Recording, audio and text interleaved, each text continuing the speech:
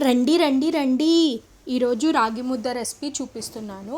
ఒక బౌల్లో 4 glasses of water తీసుకొని బాగా మరగనివ్వాలి. బాగా మరిగినాక నానబెట్టిన బియ్యాన్ని తీసుకొని అందులో వేసుకోవాలి. బియ్యాన్ని ఒక అరగంట నానబెట్టుకోవాలండి. ఆ తర్వాత ఆ బియ్యం మంచిగా అన్నంలాగా ఉడకాలి. ఉడికినాక ఉప్పు యాడ్ చేసుకోవాలి. యాడ్ చేసుకున్నాక బియ్యం పిండి కూడా యాడ్ చేసుకోవాలి. ఒక హాఫ్ గ్లాస్ రాగి పిండి యాడ్ చేసుకోవాలి. యాడ్ చేసుకున్న వాటిని అంతా మంచిగా కలిసేలాగా కలుపుకోవాలి. కన్సిస్టెన్సీ ముద్దలాగా రావాలండి. ముద్దలాగా రాలేదు అనిపిస్తే కొంచెం బియ్యం పిండి కానీ రాగి పిండి కానీ యాడ్ చేసుకోవాలి. యాడ్ చేసుకొని ముద్ద వచ్చే విధంగా కలుపుకోవాలి. కలుపుకొని చేతికి నూనె కానీ నెయ్యి కానీ అప్లై చేసుకొని మంచిగా ముద్దల్లాగా చేసుకోవాలి.